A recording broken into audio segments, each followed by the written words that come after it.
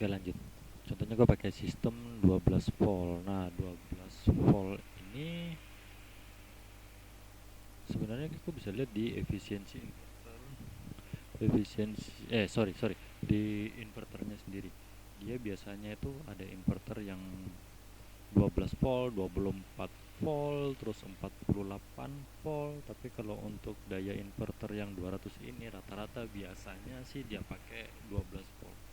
12 volt tuh ada yang sampai kalau nggak salah 1000 watt. Ini kan daya invertermu cuma 200 watt. Terus lihat kapasitas baterai. Kapasitas baterai ini mau yang 100 Ah, 120 sampai paling top ini 900 Ah. Kapasitas 900 Ah ini memerlukan SCC apa? Solar charge control. Itu paling enggak kan 90 ampere. Kok bisa pakai juga 100 ampere juga bisa. Cuman kita lihat sesuai kebutuhan, karena kebutuhannya cuma 200 watt, total dayanya 1248. Gue coba aja pakai 100 Ah. Nanti kita hitung. Tipe baterai ini bebas. Terus efisiensi baterai. Efisiensi baterai itu seperti ini. Baterai yang paling baik itu jenisnya lithium. Tipe baterai yang paling baik. Di sini kenapa saya nggak kasih jenis lithium? Ini ada lithium. Karena aku bisa cari spesifikasi baterai itu di internet. Contohnya baterai Panasonic, dia spesifikasinya berapa, dotnya berapa, DOD. Itu nanti aku bisa tanya di orang-orang teknik. Saya kalau jelasin sini panjang sekali. Sesingkat saja. Jadi ini aku bisa pakai FLA, AGM atau user. Contohnya user lah ya. Efisiensi baterai itu rata-rata sih biasanya sekitar 80% kalau baru.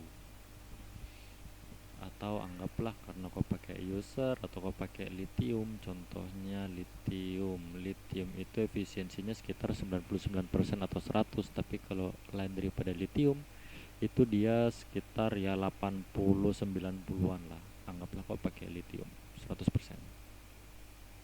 Hitung.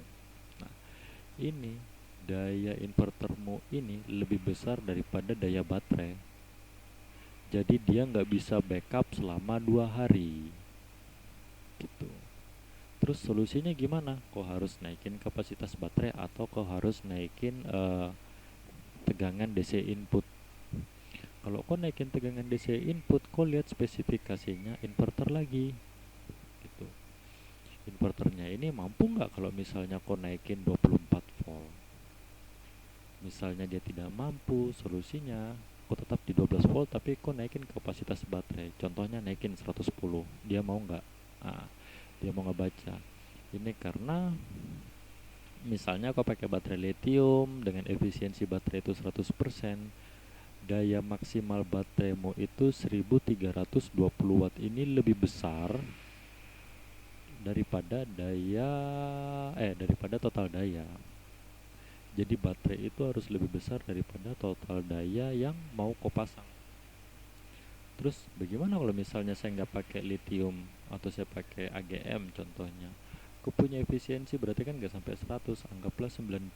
Kita hitung. Ini juga 110 ini masih kurang untuk backup kok punya total daya. Solusinya naikin kapasitas baterai lagi 100 ampere. Contohnya 130 kita naikin. Hitung. Daya maksimal baterai ini harus diperhatiin. Ini harus lebih besar daripada ini total daya. Oke, sekarang saya jelaskan. Daya maksimal inverter. Daya maksimal inverter ini dilihat dari sini. Daya inverter, kotanya efisiensinya berapa? Contohnya di sini 95. Nah, berarti dari 200 watt itu dikurang 5%.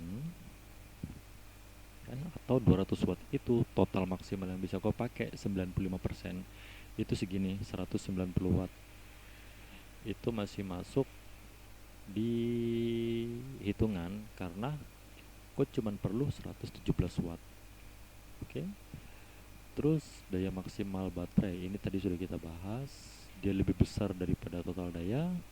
Terus SCC, solar charge control. Solar charge control ini kok dapatnya harusnya kan 12 ampere, tetapi di pasaran itu tidak ada yang jual 12 ampere. Dia kelipatan 10, 10, 20, 30 sampai paling top setahu saya 100. Mungkin ada yang sampai 150 yang bagus.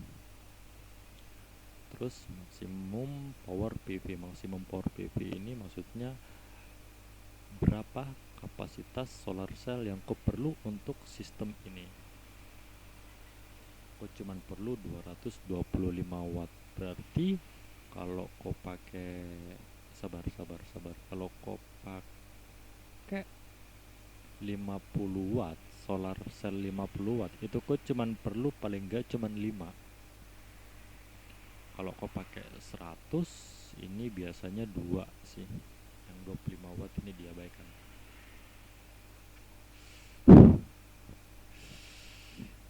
Oke, kita pakai SCC yang sesuai. Tadi berapa sih? 12 ampere, kita naikin 20 ampere. 20 ampere. Sekarang kita hitung panel surya. Panel surya ini kok bisa isi manual, kok cari referensi barang di Google, atau kalau kok tidak mau pusing, kok bisa pakai yang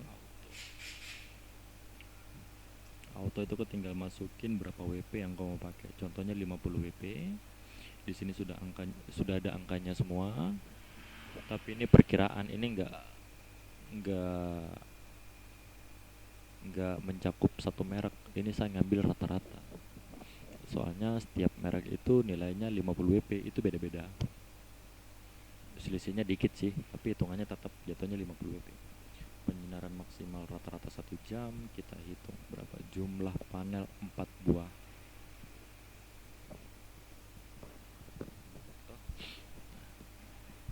Kita lanjutkan. Di sini ada gambarnya. Ini adalah solar charge controller, sambung ke aki, sambung ke inverter. Realnya 190 watt, 12 volt DC karena satu baterai ini dia mewakili 12 volt DC. Tegangan outputnya 220 volt AC. Maksimal tegangan masuk dari solar cell ke solar charge control di sini ada.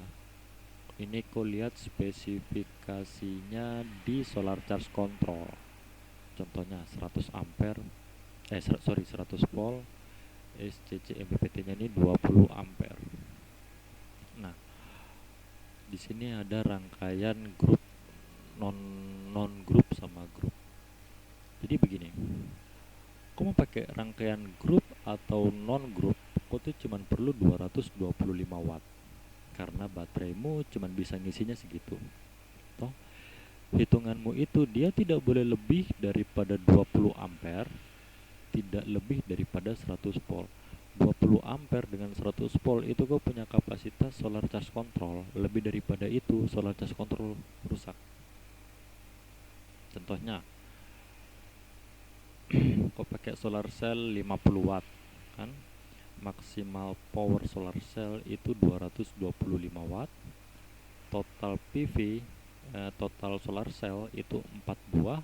Solar charge control 20 ampere, maksimal tegangan masuk ke solar charge control itu 100 volt. Kita tes non group itu di seri 4 solar cell. Di sini ada V-in tegangan yang masuk ke solar charge control itu 66 volt. Ini arus yang masuk ke solar charge control ini 3,3 ampere. Ini masih memenuhi syarat. Dia di bawah 100 volt, dia di bawah 20 ampere. Yang di bawah ini baterai 12 volt 130 Ah. Ya toh? Coba kok paralel. Langsung 4. Ini juga dia masih bisa karena tegangan masuknya 16,5 volt di bawah 100 sama arus masuknya itu 13,2 volt di bawah 20 ampere. Ini masih bisa. Jadi solusinya komo seri atau komo paralel itu nggak masalah. Tetapi biasanya kalau MPPT dia fixnya itu di seri